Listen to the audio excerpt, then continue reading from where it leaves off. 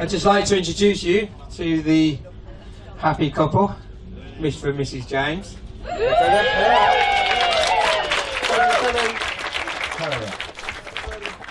I'm annoyed that speech was as short as it was, because the first line of my brilliantly funny speech is "Thank you, Paul, for your many, many, many occasionally kind, but above all plentiful words." It's a pleasure. My speech is not short, but I'm paying for all your drinks, so I don't care. Thank you to each of you, our honoured guests, and also to Tim Turner, our dishonoured guest. Now, two beautiful, well-balanced people such as Amy and myself don't happen by chance. So we need to thank our parents first of all. So, to my mother Mary, who raised me very well and who surely is the source of my eloquence and loquaciousness. Take it. Say what? I've made it actually. And to my father John, or Jimmy, who taught me that there is still a place in this world for good and decent old-fashioned gentlemen who share their feelings.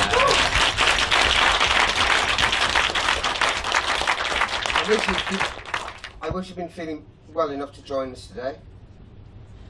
He will hear this speech shortly, so if we could all, after 3, do a nice big hello, Jimmy. So 1, 2, 3. Hello, Jimmy! Thank you.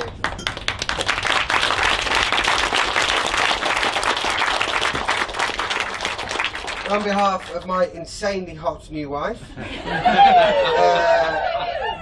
the boy did good. Yeah. No? Yeah. Did the boy do good? Yeah. A sincere thank you to her mum Jane, Nanny Jane, to her beloved grandchildren, and to the verbose father of the bride, Paul, for raising Amy to be the fierce, driven and tenacious woman that you see here today. Jane, who rolls her eyes at every word I say. Taught Amy to be unhealthily obsessed with cleaning. And to Paul, I love that you mentioned driving. Paul, who taught Amy that on Her Majesty's highways, there's no such thing as driving through a red light. Merely accelerating out of danger when the light is very, very dark orange. We have some gifts for the mothers over by the DJ booth, so if somebody, Mitz and Jules, if you don't mind getting from under the DJ booth. This is a bit where people get flowers and hand them to people. You've seen that before, so picture that. That's what's happening now. Oh, just look over there. And by the video. They're coming. No. I don't know where they're going. So that's going to happen. Wrong table. Oh no, right table. I think it's right. Yeah, there we go. We've been very fortunate to have so much help from our friends and family to get this wedding and forthcoming Mighty Fine Disco TM together. Who in the finest Hollywood tradition shall be listed in order of appearance. Rob, Epic Field Harmonics 45 Glover, for his fantastic wedding invitations and other design magic you see around the marquee this evening. Well done. Well done, Rob. Massive bonus points, Rob. Saved us a fortune. Everything he delivered, utterly fantastic. And as far as I'm aware, didn't scream or pull your hair out when Amy sent over the 10th round of amendments. So, got a little something for you later. To Uncle Chief Dean Riley, some excellent design work that I don't really want to identify because it's a bit of a spoiler, but it's in front of you, the really cool wine bottle labels. Also, big thanks to the NCT ladies. Make some noise. Woo! Make more noise. There we go. Especially Auntie Stacey, Laura and Emma for their Blue Peter sticky back plastic Prosecco fueled evening of putting all this together a few weeks ago. Now, I was rather daunted by the throwaway reference I put on the invitation to a Mighty Fine Disco, so I'm really pleased that my mates have stepped up. Very grateful to my good friends, DJ partner Steve Mitz, Ben and Rob Epic 45, Dan Easy, who offered to step up and even come all the way over from Denmark today. And there is a line in here that didn't bring any Lego with him, which seems like a wasted opportunity, but then did turn up with Lego. Ladies and gentlemen.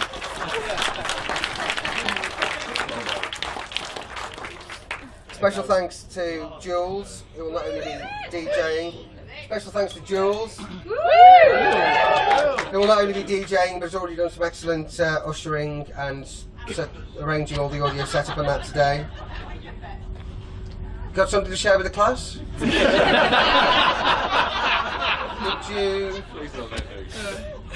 It's your time you're wasting. I'm paid to be here, so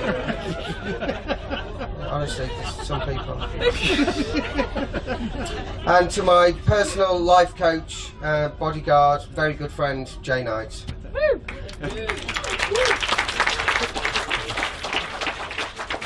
And to my best man aide, who I only spend time with because he makes me look a little taller. Sure, I'll pay for that in a few moments. Also like to salute my good mate Martin Gangan Eels. Where's the boy? He's outside. Exactly, that sums him up. He's outside trying that sun, so he'll see the video. Constant source of amusing and almost entirely useless advice, as well as his more useful and well-informed views on electronic music of the 1980s. And also to Teresa Nanti for a contribution towards Amy's special day that I was eventually also allowed to attend.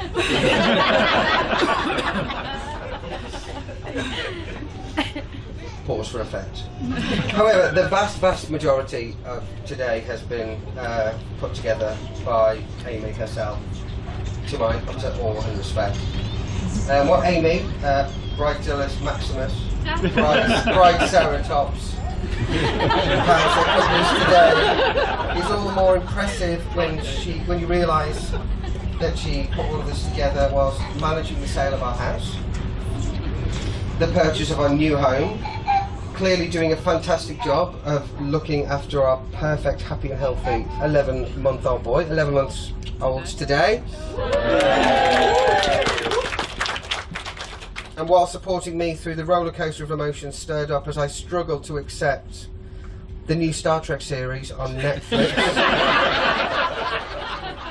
which has many of the hallmarks of Star Trek, but is not Star Trek. To name a spoiler, of wearing this all day. This is going to be on a lot of the official photos, because during Amy was like, post, smile. I'm like,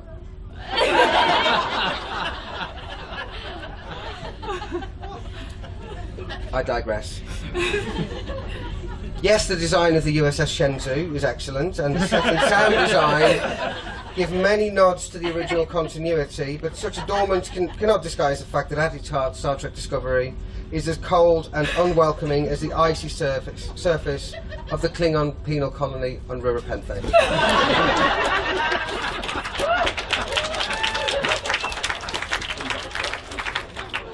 But enough about the love of my life. Let's talk about Amy.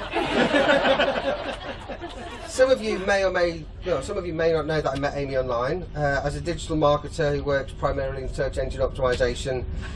It probably seems odd that I didn't think to go to the internet first of all to remove all of the hassle of actually speaking to people in real life.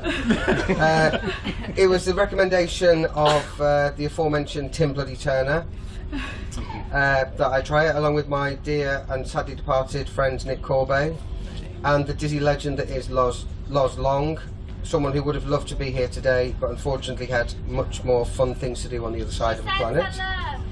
It's who said that? Oh, hello. Internet dating, I didn't think it was going to be for me. It's, Facebook.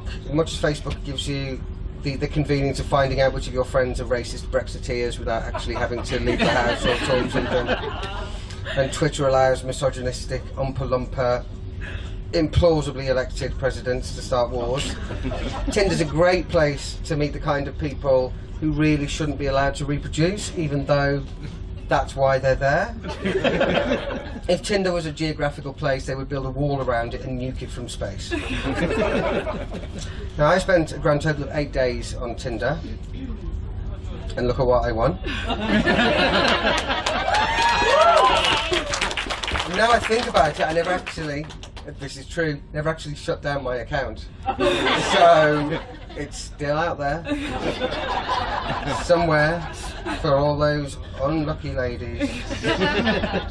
Over the course of a week, Tinder went from mild curiosity to obsession to, oh my god, this is just the worst thing in the world. After 8 days of just not understanding what the hell was going on, before one of my legendary signature Saturday afternoon disco naps before another night out on the tiles, I decided I'd have 10 last looks for 10, 9, 8, just nothing for me, and then one for luck. And you see this beautiful woman looking over her shoulder, dancing on some dance floor I don't know, and I swiped. Is it right to swipe for yes? Yeah. And it turned out that she'd already swiped right for me, and it was like, dude, wow, you're in there.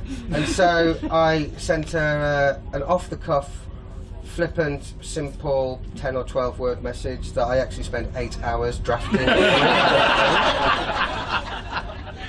Because it actually takes a lot of planning to be spontaneous.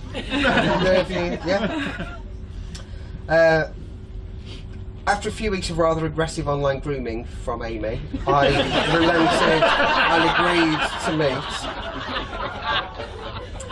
meet. In the flesh, Amy's even more beautiful.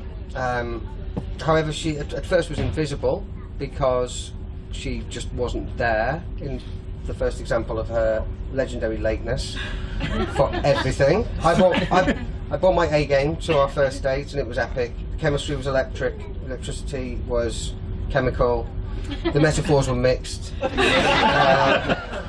met outside the Vic, with spoiler, because I knew all the stuff in there, so she'd seen me go like, you know, everyone would say, hi, how are you doing? Yeah, oh, he's cool, he knows everyone. Yeah. Look at what you want. I recommended a cocktail. I said, why don't you try the espresso martini? Amy, yeah, just kind of wouldn't have it, would you? I think you found it patronising or controlling that I would dare to suggest a drink, and I found this annoying because I am actually a sensitive, modern, feministic man, and as a chick, Amy really should have known her place. After reading and rereading the cocktail menu from cover to cover at least thrice, Amy chose a drink I'd recommended 20 minutes previously. And we shared the first of many, many espresso martinis together. My suggestion then of a quick tipple in the island bar before we headed to the jewellery quarter was met with a disdainful cocktails on the dual carriageway, how romantic, in Amy's trademark noddy holder. And so on to the church it was. To cut a long story short, we had a blast in the church. Conversation flowed effortlessly, which is easy if you're as funny as I am, and as beautiful as I also am. After a while, DJ appeared, we danced to Marvin Gaye's Got to Give It Up, we kissed, we made plans for a second date. The evening went on for many hours. Wanted to lock down that I would have a second date before we went on much longer, and we did.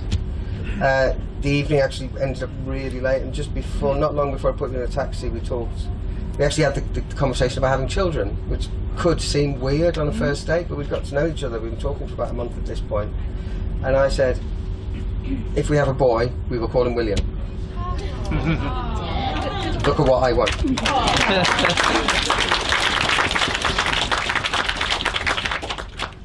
I've lost my place now. But anyway, here she is. Anyway, enough from me. Only people I haven't thanked so far: to our adorable flower girls / junior bridesmaids, Hannah, Georgie and Bobby.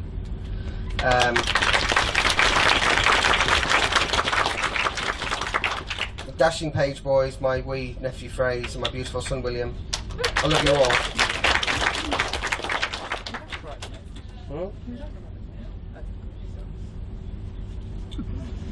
Jesus. On the spreadsheet. Sorry for interrupting, there was a tender moment there. The page boys and flower girls enrich my lives in ways I'll never know. So thank you. And to our non-junior bridesmaids, who have been with Amy through the bad times and the bad. Lucy, my lovely sister-in-law. Charlie, my sister in sci-fi geekery. And Jules, my sister in eye-rolling and perfectly timed bon mots. Cheers.